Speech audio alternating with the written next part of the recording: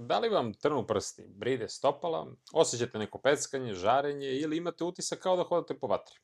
Većina ljudi odmah pomisli, to je sigurno do loše cirkulacije. A danas na internetu ćete pročitati da možda fali vitamin B1, kupite benfotiamin i očekujete da se oštećeni nervi srede za nekoliko dana. Međutim, isti simptom može biti i zbog dijabetesa, nedostatka vitamina B12 ili B1, pa onda pritisnutog nerva, može biti problema sa kičmom, bolesti štitaste žlezde, zatim bolest bubrega, krvnih sudova, alkohola, pojedinih lekova, pa čak i moždanog udara. Zato trnjenje, peckanje i utrnulost nisu ista stvar. Prva stvar koju ćete čuti u svakodnevnom govoru, svi često govore, hej, trnjenje, ali u neurologiji moramo da razlikujemo nekoliko tipova poremećaja senzibiliteta. Znači, parestezija je abnormalan osjećaj, poput mravinjanja, bockanja, pa onda peckanja, iglica, osjećaja kao nekog elektriciteta. Ili kao da vam nešto puzi po koži. Disestezija je neprijatan, abnormalan osjećaj najčešće žarenja, pa onda paljenje, sevanje, onako bolna, izuzetno blag dodir ili neprijatnost čak i kada kožu dodirne čaršaf. Hipoestezija znači da je osjećaj smanjen. Osoba slabije osjeća i dodir, i toplotu, i temperaturu kada se naglo menja gore-dole, bilo da je bol, vibracija u pitanju, položaj stopala prstiju. I kada je osjećaj potpuno odsutan, govorimo o anesteziji određenog područja. Važno je da razbijemo jedan čest mit. Znači, peckanje, bol i utrnulost ne moraju predstavljati tri uredno poređena stadijuma u kojima nerv postepeno umire, kao što neki pričaju. Znači, kod pojedinih neuropatija prvo se javlja žarenje i bol, dok se kod drugih može rano javiti gubitak osjećaja. Neko može imati izražen bol uz relativno očuvan senzibilitet, dok druga osoba gotovo da nema bol, ali ne osjeća povredu, na primjer stopala.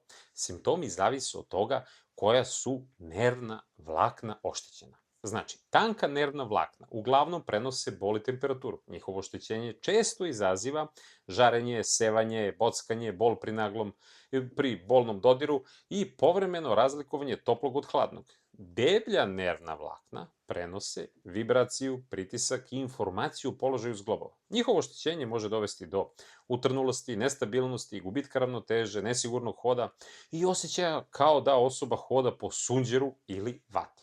Zbog toga intenzitet bola nije pouzdan pokazatelj oštećenja nerva. Ponekad je stopalo koje više ne boli zapravo opasnije jer osoba ne osjeća, na primjer, ni žulj, ni posekotinu, opekotinu, kamenčić u cipeli i tako dalje. Znači, raspored simptoma često otkriva gde se problem nalazi. Pre nego što govorimo o vitaminima, najvažnije je da pogledamo gde se simptomi nalaze i kako su počeli. Obe noge, od prstiju naviše. Kada simptomi počinju simetrično u prstima oba stopala i postepeno se šire prema člancima i potkolenicama, to podsjeća na takozvani obrazac čarapa. Ako se kasnije pojavi i na šakama, govorimo o obrazcu čarapa i rukavice. Takav raspored je tipičan za distalnu, simetričnu polineuropatiju, koja može biti povezana i sa dijabetesom, prekomernim unosom alkohola, manjkom vitamina B12, težim manjkom vitamina B1, bolestima bubrega, određenim citostaticima, naslednim nekim neuropatijama, pa zatim nekim metaboličkim i toksičkim uzrocima.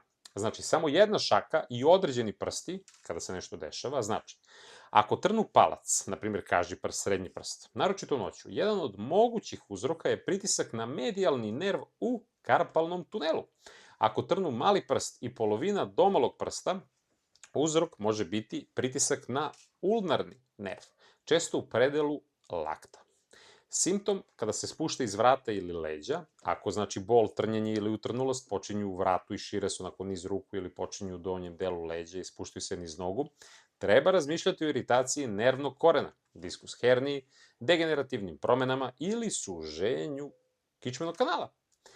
Spinalna stenoza može izazvati, na primjer, bol ili težinu u nogama, pa trnjenje, pa slabost. Zatim, pogoršanje pri stajanju ili hodanju i olakšanju kada se osoba onako nagne napred ili kad sedne. Znajte, na primjer, jedna ruka uz određeni položaj ramena, kada se nešto dešava u tom položaju, može biti kod sindroma torakalnog izlaza. može dolaziti do pritiska na nervne strukture, a u određenim slučajevima i na krvne sudove između vrata, ključne kosti i prvog rebra. Tada se mogu javiti, znači, trnjenje ruke, bol, onako neko zamaranje, slabost, otok i promena boje ili osjećaj hladnoće. Međutim, ovaj sindrom se ne može dijagnostifikovati samo na osnovu ovih simptoma jer se preklapa sa problemima vratne kičme, ramena i perifernih nevara. Hladno stopalo i bol pri hodanju.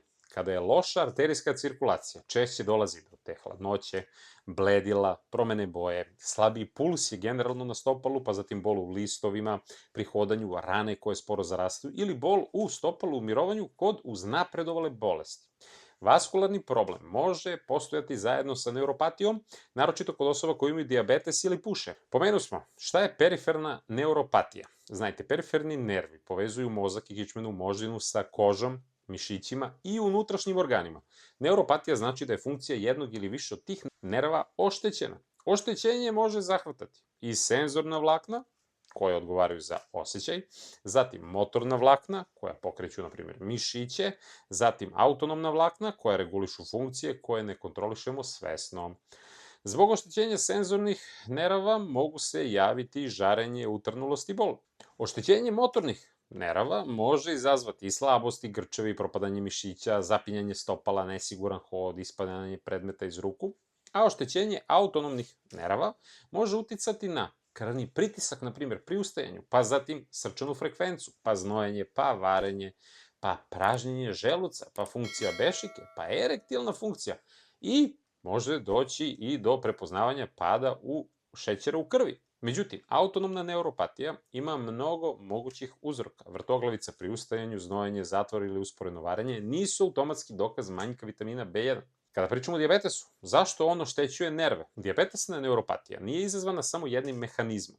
Dugotrajno povišena glukoza, poremećene masnoće u krvi, zatim oksidativni stres, zapaljinski procesi i oštećenje sitnih krvnih sudova zajedno mogu povrediti nervna vlakna i krvne sudove koji hrane. Nerv je metabolički veoma aktivno tkivo.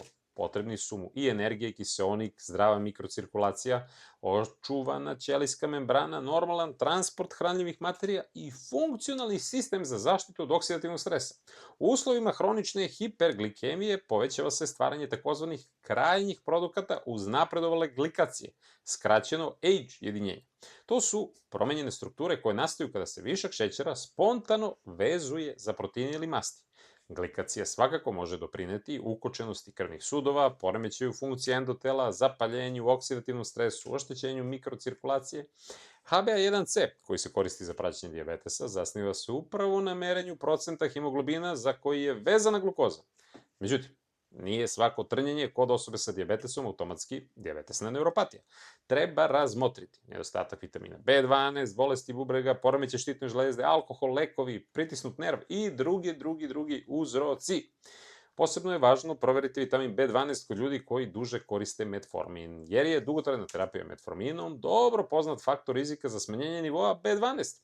Koje analize se razmatraju kod trnjenja ruku i nogu? Znači, izbor analiza zavisi od kliničke slike, a početna procena obuhvata pomenutu glikemiju, HbA1c, kompletnu krvnu sliku, zatim vitamin B12, zatim funkciju štitaste žlezde, bubrežnu i jetrenu funkciju, pa elektrolite, pa pregled lekova i suplemenata, procenat unosa alkohola. U određenim situacijama lekar može da traži svakako i folate, B1, B6, elektroforezu proteina, imunološke testove, testove na infekcije i generalno genetsku obradu. Važno je pomenuti ovaj B6 zato što dugotrajno uzimanje previsokih doza može izazvati senzornu neuropatiju.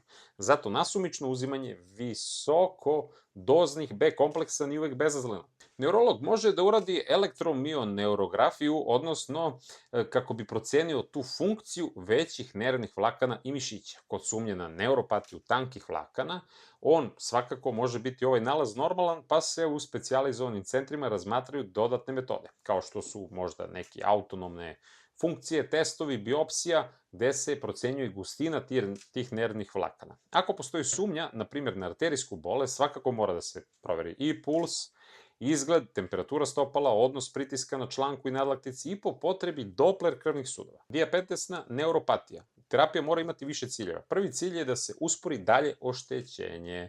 To podrazumeva individualno dogovorenu kontrolu svega u smislu glukoze, HB1C, krvnog pritiska, holesterola, triglicerida, telesne mase, fizičke aktivnosti, pušenja, alkohola.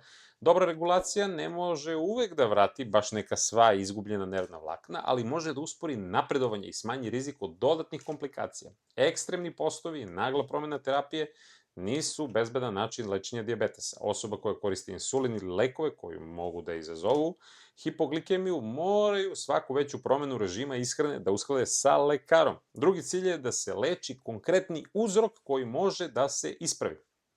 Može da bude, znači, nadoknada B12, kada postoji nedostatak, B1, kada je potvrđen, i da lečimo, znači, hipotireozu, korekciju, na primjer, nutritivnog deficita, smanjenje prekida alkohola, promena leka kada je neuropatija, neželjena reakcija, oslobađanje pritisnutog nerva. I treći cilj je kontrola neuropatskog bola. Obični analgetici, poput, na primjer, paracetamola ili ibuprofena, često nisu naročito efikasni kod neuropatskog bola.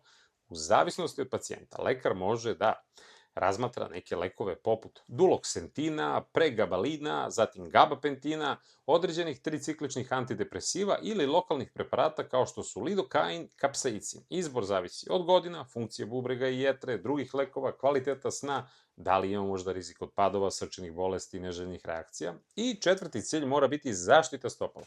Osoba sa smanjenim osjećajem treba svakodnevno da pregleda tabane, prostor između prstiju, nokte, žuljeve, pukotine, crvenilo, plikove i rane. Treba izbjegavati hodanje bosih nogu i proveriti unutrašnjost obuće pre obuvanja, temperatura vode. Ne treba da se proverava, na primjer, tim utrnulim stopalom, već rukom ili termometrom, jer postoji rizik od opekotina. Rana, otok, crvenilo, curenje. Crnilo kože ili nagla promena oblika zahtevaju brz pregled. I kada je trnjenje hitno stanje? Odmah, znači, potražite hitnu medicinsku pomoć ako se utrnulost ili slabost pojave naglo, posebno ako zahvataju jednu stranu tela i udružene su sa možda spuštenim uglom usana, slabošću ruke ili noge, otežanim ili nerazumljivim govorom, zatim smetnjama u vidu, gubitkom ravnoteže ili iznenadnom jakom glavoboljom. To mogu biti znaci moždanog udara. Hitno reagujte i ako trnjenje počne u stopalima, brzo napredovanje najviše prati ga sve veća ta, znači slabost, pomenuti ovi simptomi, otežano hodanje, gutanje ili disanje. Takva slika može odgovarati akutnoj polineuropatiji, uključujući Guillain-Barrov sindrom, bol u leđima uz novu utrnulost prepona, genitalne ili analne regije, nemogućnost mokrenja, novonastalu inkontinenciju, zatim gubitak kontrole stolice, nagla slabost obe noge, sve može da ukazuje na sindrom Caude Equine i zahteva hitnu medicinsku procenu. Kada je naglo hladna, bleda ili plava noga, bez pulsa i sa jakim bolom, može da ukazuje na akutno začepljenje arterije. Kod osobe sa dijabetesom hitan pregled je potreban iako se pojave inficirana rana, širenje crvenila, gnoj, temperatura, crvenilo prsta, nagli otok i deformacija stopala. Znači, najopasnija greška kod trnjenja nije to što neko odmah kupi ili jeste ili nije neki vitamin. Najopasnija je greška kada se ozbiljan simptom mesecima pripisuje samo cirkulaciji, stresu ili nedostatku jednog vitamina, dok pravi uzrok napreduje. Idite kod lekara, proverite se, nemojte da čekate. Veliki pozdrav od mene i vidimo se u nekom od narednih videa.